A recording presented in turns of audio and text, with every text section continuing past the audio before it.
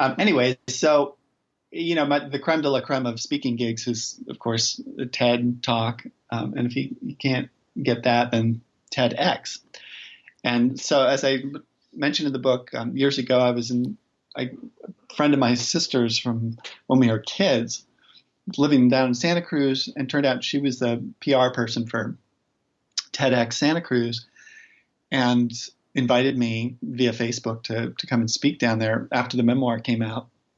And so I put together what I thought was actually a pretty decent talk, and got on the bill to speak at TEDx in Santa Cruz. And I was so excited, but I was also like, wow, this is TEDx. There's going to be like 400 or 500 people there, and it's this big theater. And I just started like blowing this thing up in my head, like this is going to be my make or break career thing, because I wanted to be like Brené Brown.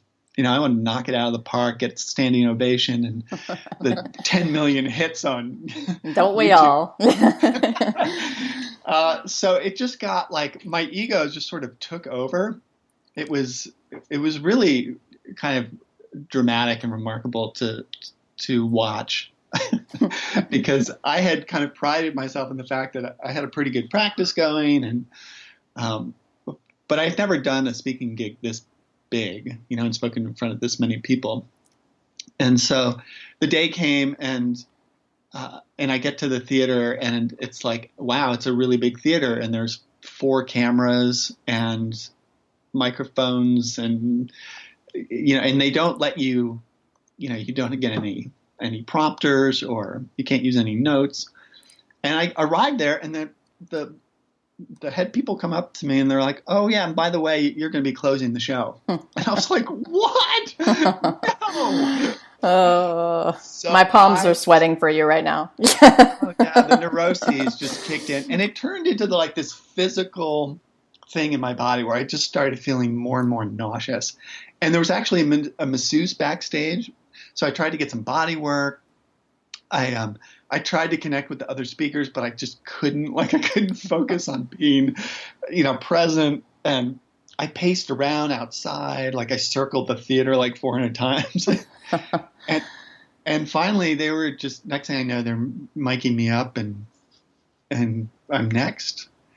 And I just sort of trotted out on stage, and started talking, because I had virtually memorized my talk. That was sort of how I was going to get through this. I thought I would memorize it. And I memorized my gestures, my movements, and everything was kind of in sync. And so I was humming along pretty good when I got about 10 minutes into the thing, and I got a little bit derailed, and all of a sudden it went blank. There was just nothing there. I was just sort of standing there, and instead of taking advantage of that moment to be real and to show up and to be present, I was just like, oh, I guess that's it. And I just bailed. I just stopped the talk and left the stage.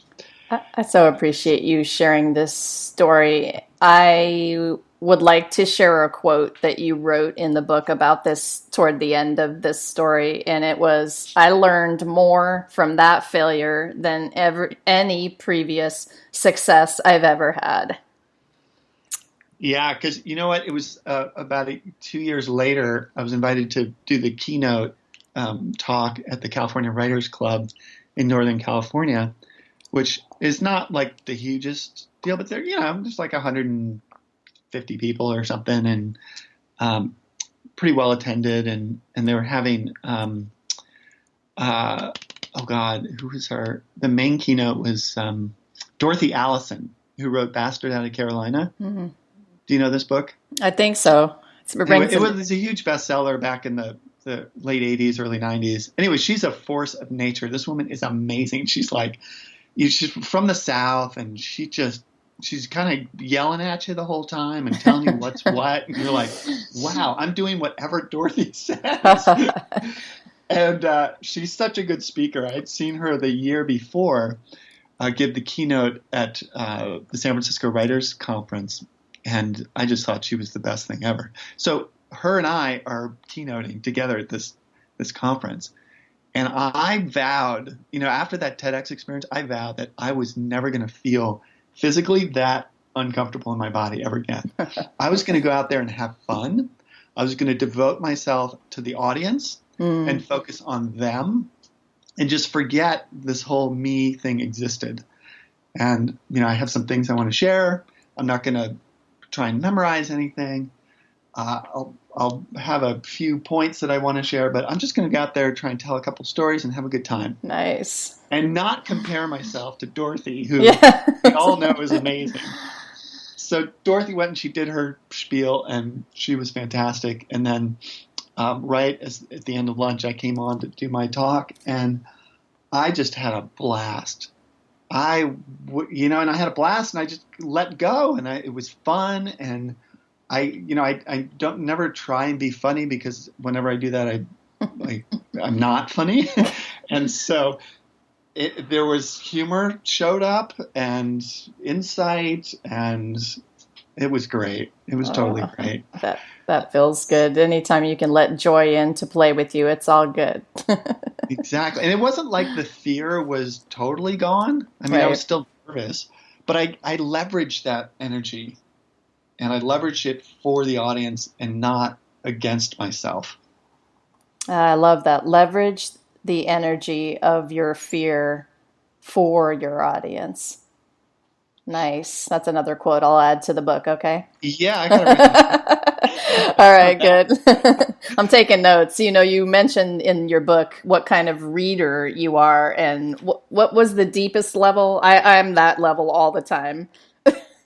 Submergement. Well, I think, there's kind of three basic levels of reading. There's sort of immediate sort of skimming and flipping through, where you're not actually reading every line. And then there's this level at which you get pretty heavy into a book or an article, and you do read every line and you savor it and you get inspired, you get moved. But then there's this third level of reading, which is where you get really engaged, you read, you get absorbed, you're inspired, and you're underlining, you're taking notes, you're highlighting things. You're rereading things out loud, and this way other people's words start to become embodied with your own. And that way you start to learn rhythm, you start to learn syntax, you start to learn different ways people are using language to convey emotion. And this is where the real deep learning comes in for writers, I think.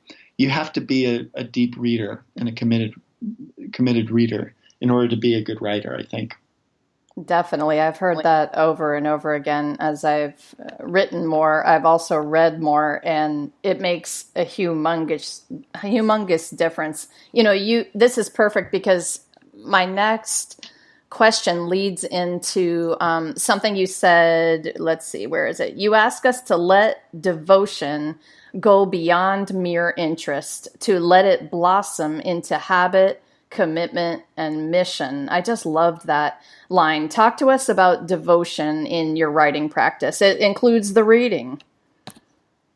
Yeah, I think, devotion is key. And I think one of the main questions I ask is for people to reflect on what they're truly devoted to. Because we can behave like we're devoted to Netflix or devoted to cheesecake, because, and those are more like distractions and addictions. Chocolate. It's chocolate for me. Yeah, that too. But thinking like aligning your behavior, your movement, where you spend your time with devotion. And if you're truly devoted to something, how are you behaving in relationship to it? How are you honoring it? How are you praising it? How are you engaging with it? How are you showing up with it repeatedly? Think devotion, think basically in terms of devotion to a child, to a pet. What are those little activities and those actions that you're doing every day to nurture that relationship? You show up with care, you show up with presence. And I think writing and meditation practice are in some ways not that different. That you you're showing up repeatedly, and you're engaging physically, mentally, emotionally, psychologically with the writing practice and with the reading practice. And next thing you know, it becomes this habit, this devotional practice that's an offering to not only yourself but to the world. I mean, you ultimately become the conduit for consciousness to express itself out into the world. I love that. I love every word of that. That's how you're showing up inside of your practice. That matters so much, and it's where your devotion shows up. So you ask a question toward the end of the book that lights me up so much. Can we be our authentic, enthusiastic self no matter what and show up for each other? In the book, you were talking about a barista, which I love that piece, that story. I instantly wanted to go for a coffee at her place, by the way. But talk to me about this, about how the awareness allows us to move forward this way in our lives. Yeah, I mean, I think I struggle with this myself, is just, for those ordinary moments of life. The whole barista story was really to illustrate this commitment to being where you are along the path, no matter what, right? And she could have had this attitude of being like, oh, I'm just a barista and this sucks and my boss is a pain in the ass and blah, blah, blah. Could have gone down that story. But instead, she was like fully embodying this role and this experience and showing up for people who were grumpy and people who were mean and people who were nasty. And she just didn't really care. She's just like, I'm here being present, loving making coffee for people and making tea and kind of nourishing their caffeine needs or their nourishment needs, whatever. And it was just cool to watch, and she had this great sense of humor. She had this great sense of presence. She was really, in that moment, she was really devoted to being with people. And it was all very ordinary. There was nothing like dramatic and when I think about the writing or the meditation, it's like, you sort of have these high expectations of publication or, showing up on the TED stage or, having it be something special and wanting to be special. Mm-hmm. And it's hard to let go of that and remember that the sacred is found in the ordinary and in the mundane, not necessarily in the shiny and the overly celebrated. That's powerful. Imagine if everybody was doing what our Miss Barista was doing every day. No matter what their situation was, it would be a different world. Yeah, and I think it's really challenging. I mean, I had about 5 years ago, well, 4.5 years ago, I still had this business with my wife. We had a home care business, and it was so not poetry, and it was so not, meditation and all my ideas about my writing life and what I thought that was going to be. And it was hard work, and it was, we're dealing with difficult family situations and unstable employee situations and, California employment law and, just all kinds of just daily stuff that's mundane and ordinary. But at the end of the day, it's like, can I show up for these families who need great care? Can I show up for my employees who need a present leader? And I'm going to have to put my big ideas of my dramatic, splashy life as a writer on the sidelines here for now and just be in this ordinary sort of mundane place, because that's where reality is right now. Reality is in the moment. Reality isn't in my fantasy head, my fantasy mind of the future, or of my longing and bemoaning my past. It's right here in this visceral, physical moment of being a home care director. I'm going to say amen to that because all of life is one of those moments after the next, right? Right. Okay, I know so it's weird. It's weird when you